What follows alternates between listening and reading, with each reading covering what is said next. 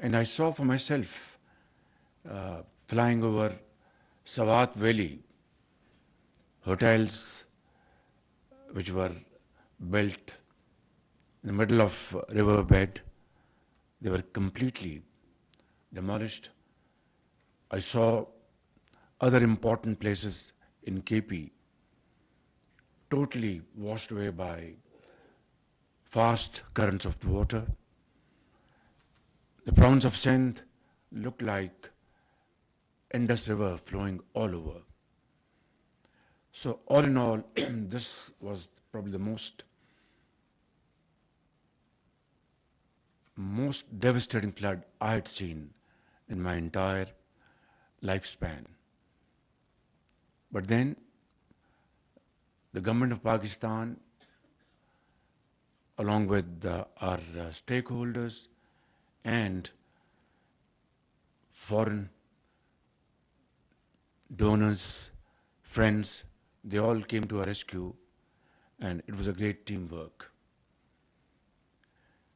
But even today, while we have spent billions and billions, the work is still not finished. And I think the most important thing is that, God forbid, if there's a repeat of, God forbid, of last year's floods, what will happen? My friend has spoken about 0.7% contribution. But I must say, at Sharm el-Sheikh, through brilliant diplomacy, Madam Sherry Rahman, our Foreign Minister, Secretary General of the United Nations, they all contributed immensely to get this concept of loss and damage over there. But the point at issue is, and our honorable heads of international institutions, they are present here, I'd like to submit this point for their very kind consideration, that what is the fault of the countries like Pakistan having no contribution in greenhouses emissions?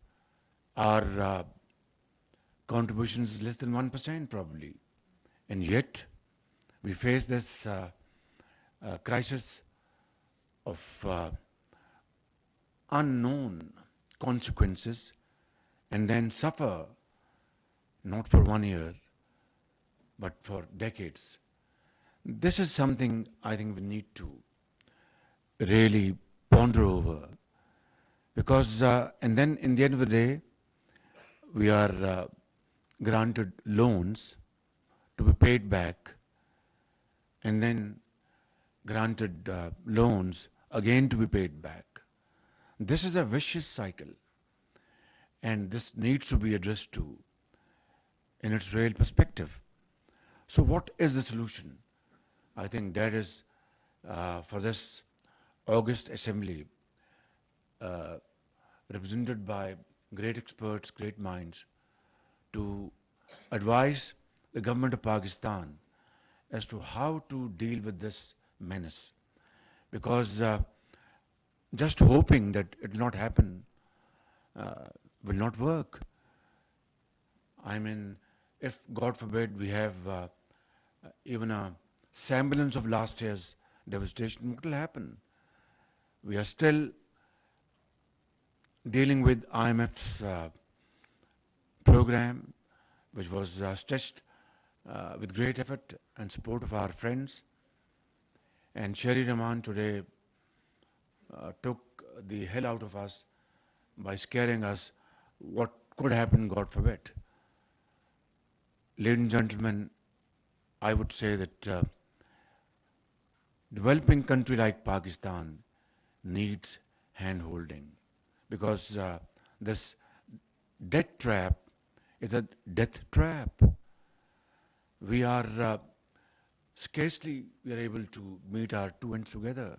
Look at our yawning gap of our imports and our exports. and then to fill the gap is a very big challenge. And then on top of that, if we have such terrible natural accidents, then we need extra money to deal with that particular situation.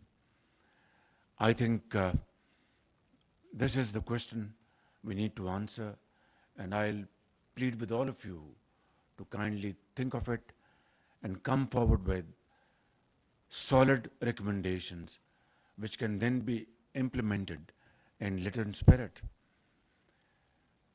Finally, I'd like to thank all our donors for their very valuable and timely support and contributions. And I would like to extend my heartfelt Mubarakbad to Shari Rahman Sahiba for wonderful diplomacy in Sharm el Sheikh. I know she was, running from pillar to post, and finally, along with the support of Secretary of the United Nations and other friends, we were able to have this concept of loss and damage accepted over there. Whether it's part of 0.7% or on top of it, you need to clarify this position. I can't answer this question. Can you? Pardon me? So then we are back to square one, aren't we? Ladies and gentlemen, therefore I want to say one thing very clearly, and something I have been repeating over and over again in the last few months and the last few days, that we need to stand on our own feet. We need to draw a plan which is in the interest of Pakistan. We need to work hard. We need to work untiringly, because after all, such calamities have hit other countries as well. But as a result of climate change, probably Pakistan is one of the first 10 victims around the globe, which is absolutely horrifying. And it can happen to another country with no fault of that country, like ours. The answer is that let's accept the challenge, work hard, have a plan, not waste time, make use of this time and save Pakistan and our generations from such calamities for all times to come. Thank you very much. Pakistan Paindabad.